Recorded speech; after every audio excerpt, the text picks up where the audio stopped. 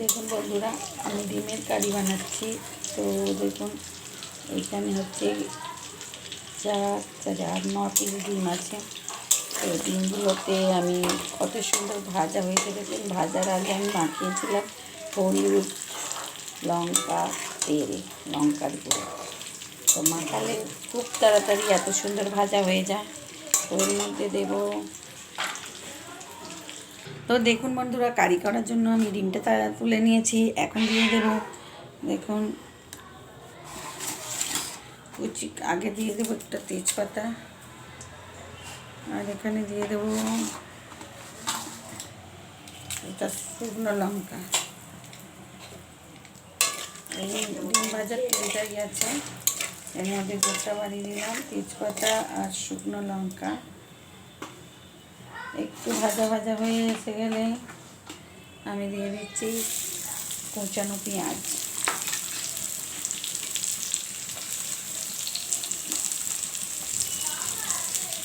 এর সঙ্গে দিয়ে দিচ্ছি আমি একটু রসুন বাটা। এবার এটাকে ভালো করে ভেজে নেব।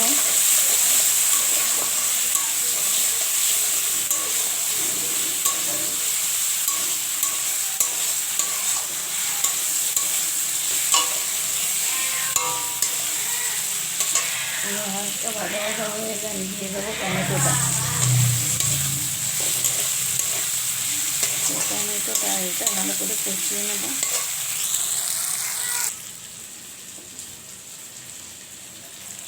একটু নুন দিয়ে দিলাম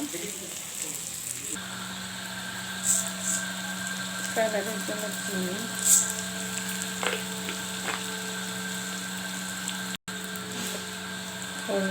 হলুদের গুঁড়ো,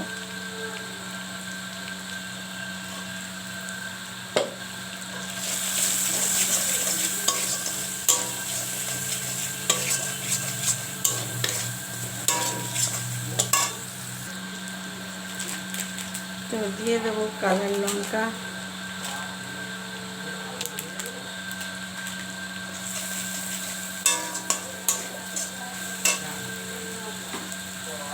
আর দিয়ে দেবো একটু আদা। এবার এটাকে ভালোভাবে কষিয়ে নেব, আর দিয়ে দেবো মশলাটা ধরে নেওয়া যায় হালকা জল।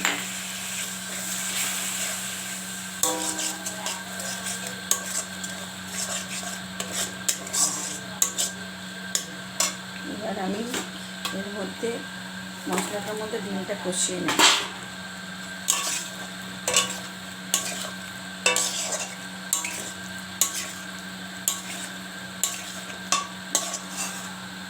ডিমটা ভালোভাবে কষিয়ে নেব। এরপর কষানো হয়ে গেছে, আমি মতো জল দিলাম।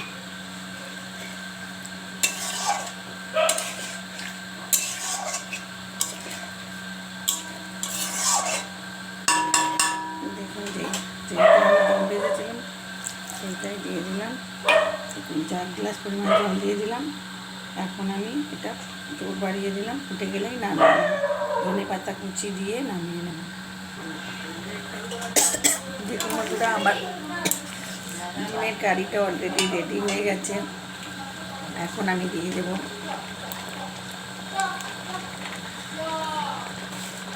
একটা কাঁচা লঙ্কা, আর দিয়ে দেবো ধনেপাতা কুচি। তো এখানেই আমার ডিমের কারিটা অলরেডি রেডি হয়ে গেছে। এরপর আমি গ্যাসটা অফ করে দেবো।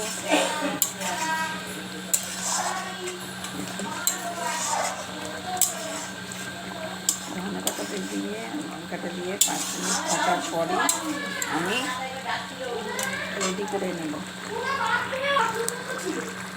খুব তাড়াতাড়ি ডিমের কারিটা আমার হয়ে গেল। দেখুন বন্ধুরা, 10 মিনিটে ডিমের কারিটাও রেডি হয়ে গেছে। তো ওপর দিয়ে আমি একটুখানি ধনেপাতা ছড়িয়ে দিচ্ছি। এটা তো দিদি বাড়িতে করছি, তাই এখানেই দেখাচ্ছি। তো সুবিধা অসুবিধা করে দেখে নেবেন বন্ধুরা। তো যদি ভালো লাগে প্লিজ শেয়ার কমেন্ট লাইক করতে ভুলবেন না। আর এখন আমার চলছে খুব কম সময়ে রান্না, দেখে নেবেন বন্ধুরা। আর সাবস্ক্রাইব করে দেবে পুরনো রান্না, আর খুব কম সময়ে রান্না দেখবেন। আর নতুন বন্ধুরা তাড়াতাড়ি সাবস্ক্রাইব করে দিন দেখার জন্য। আজকের মতো টাটা, বাই।